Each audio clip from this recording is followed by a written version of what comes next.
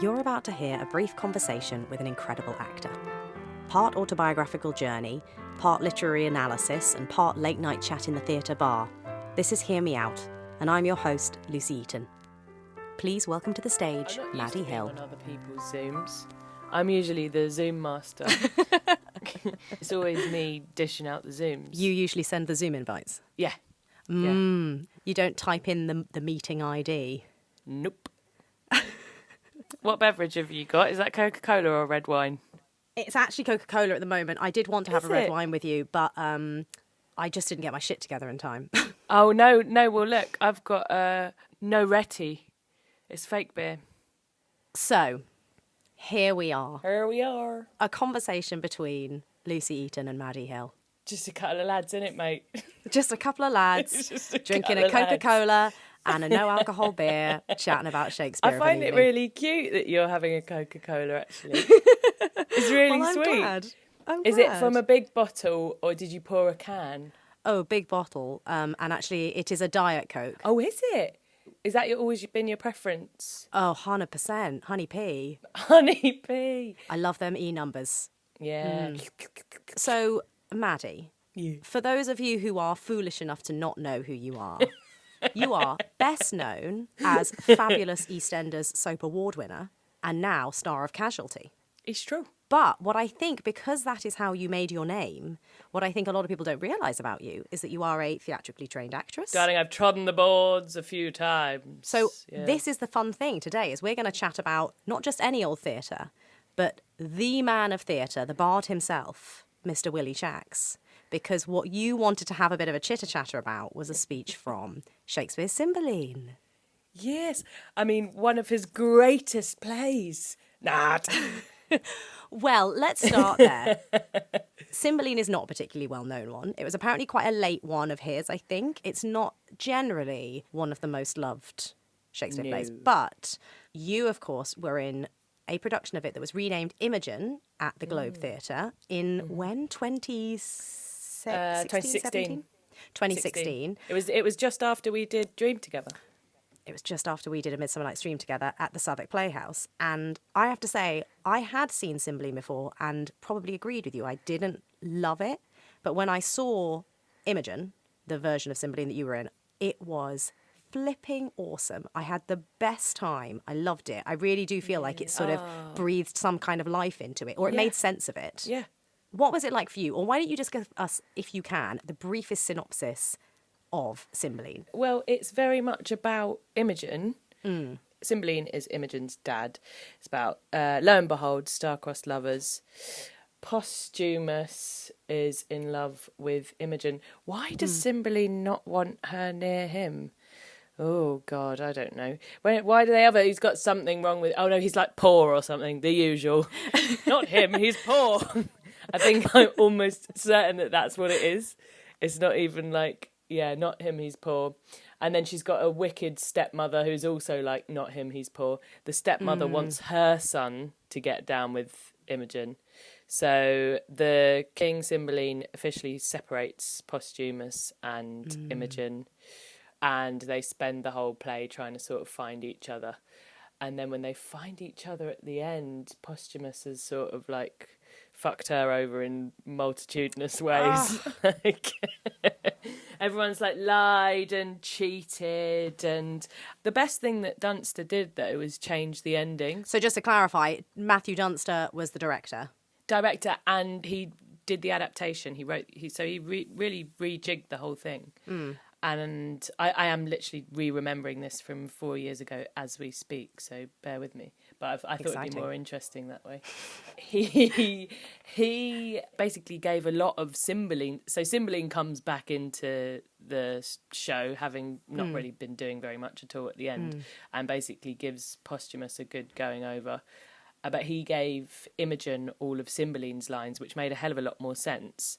Because in the original, she just sort of disappeared for the final third of the play. Right. And so she ends up giving him what for at the end, which made a hell of a lot more sense. I think that's why it's a big reason why if a character doesn't have any sort of logical through line, you can't invest in them. Yeah, absolutely. And I think all the major Shakespeare fans who knew the play and thought of it as a bit pants, even if they were a little bit sort of old school in their sort of views as to how these plays should be performed and by whom, I think they did sort of understand that he'd improved the narrative at least, and that he'd developed a character that people could actually invest in, as opposed to before it's so fractious. So yeah, Dunster's a clever guy. So this speech that you think is particularly gorgeous, where are we in the story when that happens? We're right at the beginning, and they've been separated for some time now. And it's about the fact that she didn't get to say goodbye to him. I mean, search my memory as to how that happened. I like the fact that I don't remember these things. Come on, it makes it more jazzy. And if you ever see Cymbeline again, you'll be like, what happens? Oh my God, what happens next? Exactly. So yeah, they've been separated. I just think the imagery is absolutely beautiful. I would have broke mine eye strings. Cracked. You know, the strings that hold your eyeballs in place. Looked for someone so hard that you snapped your... That is a wild, wild metaphor. Wow. Till the diminution of space had pointed him sharp as my needle. Fucking, he's so small that he's like the pinpoint of a needle. That is wild. Till he had melted from the smallness of a gnat to air. That is batshit. And funnily enough, I'm not necessarily, that romantic as a person. Some things Right. just get me imagery-wise. When someone, it's so important to get a really intense feeling across that you go to those lengths with words and imagery. That just I think is wonderful. I'm sure you're about to ask me what I'm about to... What do you think I'm going to ask you? What, probably at some point, what it was like playing it, or Well, like... obviously, yeah. Yeah. So before I ask you that, actually, I was about to say, I think what's amazing hearing you say those images as well is that I haven't heard them before. And I think maybe that's one of the great shames of Shakespeare is he's so fab that we see a lot of his plays so often. And Midsummer Night's Dream is one of those ones where I love it as a play, but I find it really nauseating sometimes when you go to see it and there are jokes or there are lines that audiences laugh at and you think, I don't think you're even laughing at that because you think it's funny. It's because you knew that line was coming up and you know it's a moment you're meant to enjoy as an audience member. And so you're sort of doing a knowing, I get the joke. You know, and there's such a sort of performance. So pompous, isn't it? To even watching Shakespeare nowadays. And what's so gorgeous about this is actually being treated to, like you say, some of these wildly amazing images when they're brand new. I've never really absorbed any of those images before, but they're amazing. Oh, that's good. That's really nice, actually. You know, as with anything, if you hear something too much, it totally loses its meaning. Yeah, you're desensitized to it. Yeah. So, the question at hand, what was it like playing her? Or what was it like doing this speech? Do you have a particular memory of a certain performance? I really do. Yeah, it's funny. That's why I thought it was good. No, there was a scene after this that I really struggled with, and I remember distinctly, like, a couple of days before we went up, just sort of, like, stomping across the stage, being very, very teary, trying to get to this bit where I think she like wrestles a knife off Pisanio, who we had. He also. And who is Pisanio for those who don't know? Posthumus's right-hand man, who becomes Imogen's right-hand man, and is very loyal, isn't he? He's like a really very, very loyal, lovely character. Yeah. Mm-hmm. But in our version, Matthew turned quite a few of the male parts into female parts, so she was Pisania, and I remember distinctly really, really struggling and it being like having to get... it was very, very fast escalation from really, really sort of chilled, taking on some new information and then turning on someone with a knife. And I remember that being very, very hard. But this speech, I feel like it was quite contentious. It wasn't. There was always a thing where it was like I just wasn't quite, and I know exactly what it was. Only now, in retrospect, that I was so. It's the to be or not to be thing. I was so overwhelmed by how beautiful I personally, Maddie, found this speech. Right. That I think every time it was just a little bit like, oh, it's so beautiful. Yeah. Whereas now, I feel like if I went back and did it again, I would have to work really hard, because I find it really hard not to over-identify with things. If I find something really, if the imagery of something is really, really beautiful and it provokes an emotional reaction in me, but that's completely useless for the scene. Maybe not right with the character. Exactly, not right for the character, not right for the scene. Often is the worst thing to do anyway, because it's kind of like lazy. And I remember him giving me that note quite a lot during rehearsals, just being like, because I'd just come off a soap as well. He was like, you all day, every day, you spend your time having to like burst into tears at the drop of a hat, and then go again, burst into tears. Is that all the Eastenders was? Oh yeah, pretty much. And I think my character luckily was not a burster into tears, which is why I think I managed to play her for 2 years. But I can picture myself doing this speech now, and that's exactly what it is. I think I was just pushing too hard, because it was affecting me as I was saying it, almost like as if it wasn't just what it was, and it wasn't the thoughts coming to her head at the time. It was more like, listen to this beautiful poem. Do you see what I mean? Yeah, you're going into it thinking, I know that there's a whole speech of beautiful images coming up and you're going to enjoy them, as opposed to, I guess, the character being like, here's an idea, and here's an idea. Exactly. And I think that kind of trampled that particularly lovely section.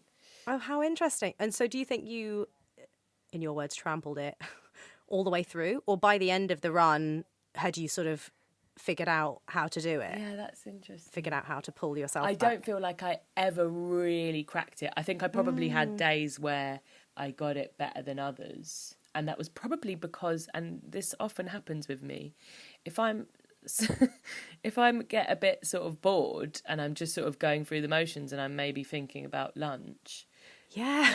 I can often be a little bit better, because I'm not sort of do you know what I mean? You're just then letting whatever work you've done before just sort of flow through Exactly. you, as opposed to really actively planning what to do next and maybe overthinking. I think it was a bit of a case of that. Well, that's what Anthony Hopkins does, apparently. So you're in good company. Clever. So, Mads, I know that you have actually revisited this speech already for a Globe Online thing last year, and now obviously revisiting it for me. Do you find it quite moving to come back to it, to read it again? It's a weird feeling, isn't it? There's something funny about it, isn't there? That as you re-speak almost every phrase, every word, you're transported physically back to exactly where and how you performed it, and what the temperature was like on your skin, where you were in the play, what the light was like, who you were with, whether you were really hot or really cold. It's weird just by reading words, and nothing else is quite like that, is it? I guess music can be like that, can't it? But that's the only thing. And actually smells a little bit, but it's never that detailed. It's like when you're leading with actual, the exact words that you were speaking in that moment. There's something very, very sort of totally transportative about that. Yeah. Yeah. I can totally relate to what you're describing. So I have quite an intimate relationship with the Gallop Apace speech from Romeo and Juliet, because I played Juliet when I was about 21, and then that speech was also my audition speech when I tried for drama schools. So I feel like I spent a lot of time saying those words, and under quite stressful circumstances saying those words and trying to perfect it to the best of my ability. And I got asked on the spot to read it in a rehearsal room a couple of years ago, and one of the actors actually came up to me afterwards and said something like, that sounded like someone being reunited with an old friend. Yeah. And I thought, that is bang on. That's exactly what it is. There's a really palpable, nostalgic, quite emotional sensation, actually, when you revisit something that meant a lot to you and that you spent a lot of time saying. So On that note, what was your experience of being at the Globe? What are those memories that come flooding back? I loved it. I loved it. I really, really enjoyed it. And you know, I think a lot of it though was just being with a great director and a great cast, and just doing something that really, really needed doing there. You know, that needed shaking up. I mean, there's still this debate as to whether it was really controversial what he did with that play, what we did with that play. Yeah, which seems absurd because it made so much sense. In terms of, you know, yeah, it sounds like it was a great production to be in and a great cast, company and everything, you know, was joyful. But what about, you know, the Globe is such a specific entity all of its own that I think is from what I've never performed there, but from what I hear from people, you know, it's unlike any other kind of theatre. Yeah. What did you find were like the particular highlights or the hindrances? What were the hard things and what were the joys? The obvious, most people say, everyone says the hardest thing is sound, obviously, because there's a hole in the top. So I think it comes down to, it's totally luck though, and it's like voice quality. I was lucky to have been born with this booming voice. deep voice, so I didn't have, a lot of the actors were genuinely having trouble reaching the top row, and I was like, finally a good excuse to be deafeningly loud, To shout. Yeah, but I remember actually very distinctly, because we did it from September into October, and we had a real heat wave for the first week or two, and then, you know how it does that in London, I find every year you have another heat wave in September, and then it just drops off. Yes. And it feels suddenly very cold Yeah. for a week or so in October, and that happened. I remember going out on stage that day when the temperature dropped, and just coming out after the first half, I think it must have been when the sun had gone down, and just being like, where is my voice? It just wouldn't carry any further. Gosh. So we were all backstage on those mental teapot things, just trying to inhale like portable steamers for your voice. Yes, yeah.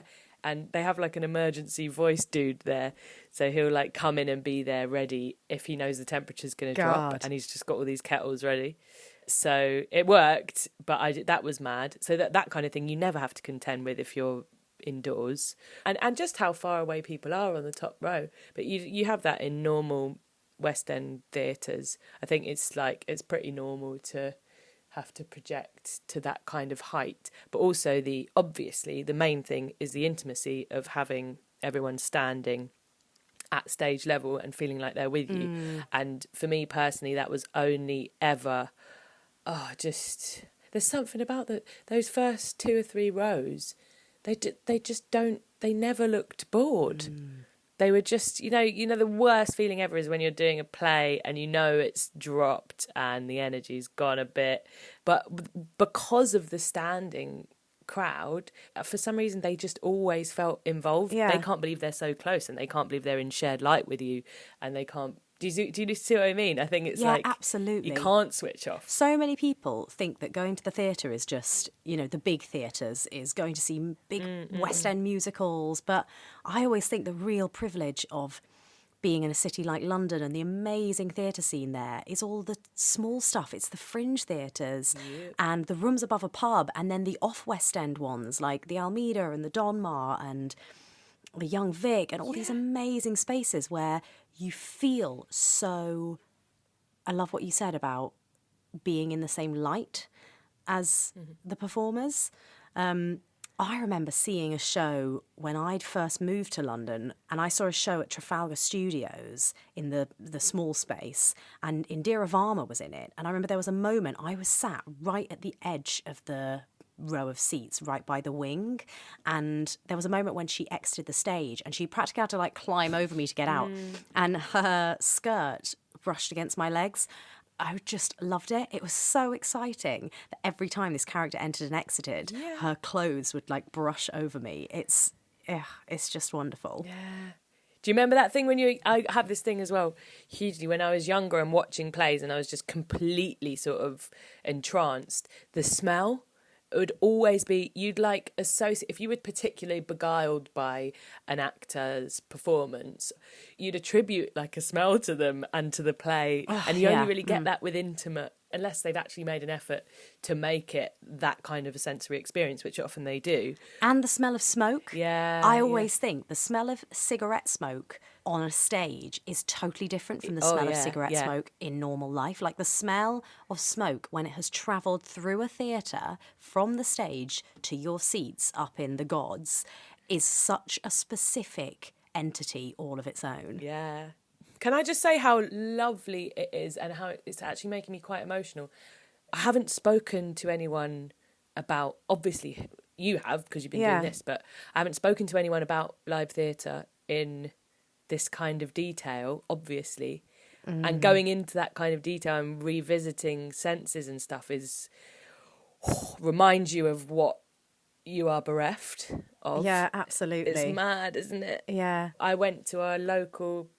I was literally just going to get a coffee during the summer, and there were these really sweet ladies, all probably, I reckon, in their like late 50s, early 60s, and they must have a brass band together, and they were playing music in the market, and I just stopped, and I was kind of taken aback. I was just how like really involuntarily, and I'm again this is not in my nature. I'm not particularly sort of sentimental or nostalgic or anything like that.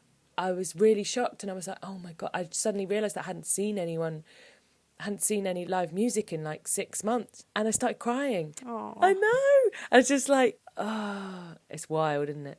Well, look, I hope this doesn't make anyone cry, but is it time to hear your favourite speech? You want to hear it? Yeah, I do. It's like story time. I'm not going to do any... This is welcome to story time. No, please. Just story time with Maddy. Okay. I would have broke mine eye strings, cracked them, but to look upon him, till the diminution of space had pointed him sharp as my needle, nay, followed him, till he had melted from the smallness of a gnat to air, and then have turned mine eye and wept. I did not take my leave of him, but had most pretty things to say, ere I could tell him how I would think on him at certain hours, such thoughts and such. Or I could make him swear the sheaves of Italy should not betray mine interest and his honour. Or have charged him at the 6th hour of morn, at noon, at midnight, to encounter me with orisons, for then I am in heaven for him. Or ere I could give him that parting kiss, which I had set betwixt two charming words, comes in my father, and like the tyrannous breathing of the north, shakes all our buds from growing. I like it a lot. Oh, he's such a clever geese. You know, you have those days where you're just like, oh my God, space is so big, oh my God. Someone actually listing all the smallest things you can possibly conceive of to suggest how much longing you have for someone. Hear Me Out is a Lucy Eaton Productions podcast. Music composed by Tristram Kay and artwork by Rebecca Bright.